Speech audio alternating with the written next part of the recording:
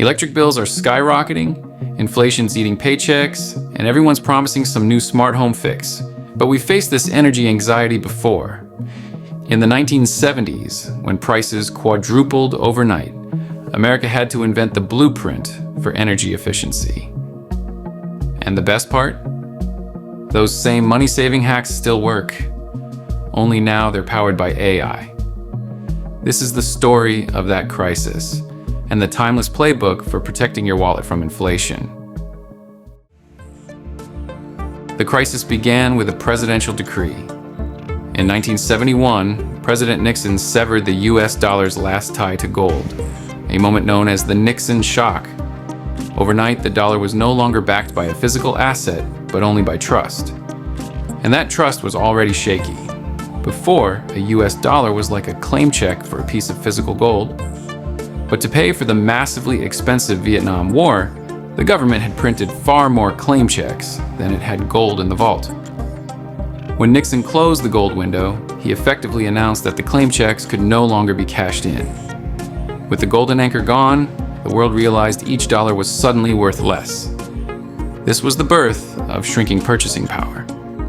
For the average American household, this wasn't an abstract economic theory, it was a creeping anxiety. Suddenly, things that used to feel affordable started getting more expensive. The price of everyday items with imported parts, like a new television set, radios, even certain types of clothing or toys, began to climb.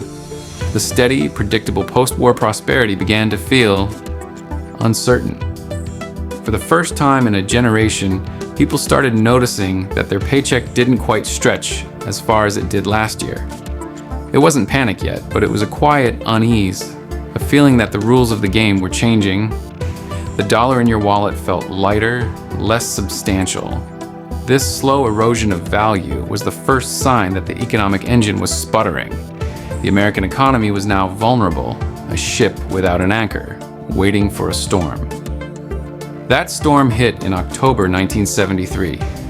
In retaliation for US support of Israel in the Yom Kippur War, the oil-producing nations of OPEC unleashed a new kind of economic weapon: the OPEC oil embargo. They turned off the tap. The price of oil didn't just rise, it quadrupled. This was the energy shock that pushed the vulnerable American economy over the edge. The result was immediate chaos on Main Street. The massive shortage of oil created fear. And that fear created an iconic image of the decade: the endless gas line. To control the chaos, states implemented emergency gas lines and rationing. The most famous system was odd-even rationing. If your license plate ended in an odd number, you could only buy gas on odd-numbered days of the month, even numbers on even days. Many stations also used a flag system: green for gas, red for empty, to signal their status. But the chaos at the pump was just the beginning, because the 1970s taught America a hard lesson. We don't just put oil in our cars. We live in a world made from it. It's the plastic in everything, from Tupperware and vinyl records to polyester clothing. It's the asphalt used to pave every road. It's a critical component in the fertilizers used to grow our food. And most importantly, it's the diesel fuel used by the trucks and trains that transport every single product to every single store. So when the price of oil quadrupled, the cost of making and shipping everything exploded right along with it. This was the beginning of double-digit inflation. The monster was no longer at the door. It was in the house. Americans were now caught in a bizarre economic trap: stagflation. A stagnant economy with high unemployment combined with runaway inflation, it trapped the country in a vicious feedback loop called the wage price spiral.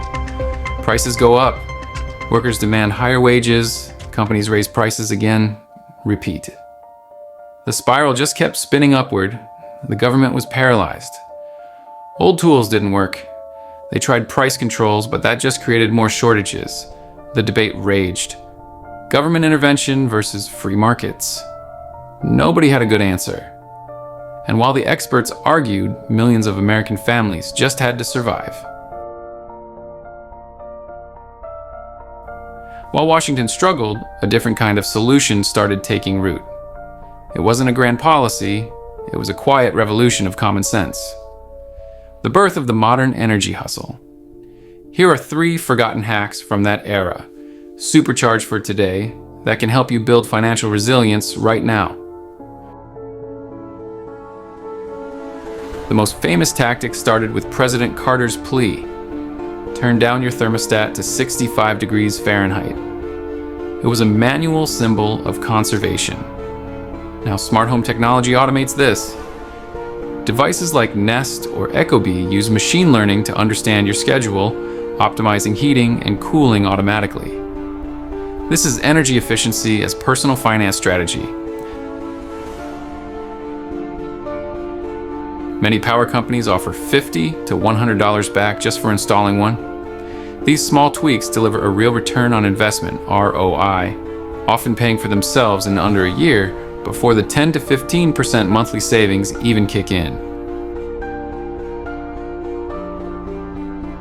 The AI-powered optimization in these devices factors, in weather patterns and grid demand, sometimes pre-cooling your home during off-peak hours, turning your thermostat into a mini energy management system.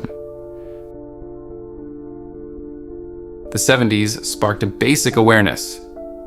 Turn off the lights. It was about manually reducing obvious waste. Now, we face the invisible drain of vampire load, devices sipping power even when off. This standby power can account for 5 to 10% of your bill. Plug your entertainment center or home office into one. Schedule it to cut all power overnight or turn it off with your phone. Slaying these vampires can save $100 plus annually. Think of every kilowatt saved as passive income for your utility bill. AI energy analysis apps connect to your electrical panel. They use real-time data tracking to identify individual appliances, showing you exactly which old freezer or game console is costing you the most. This turns a home energy audit into an ongoing AI-driven optimization process.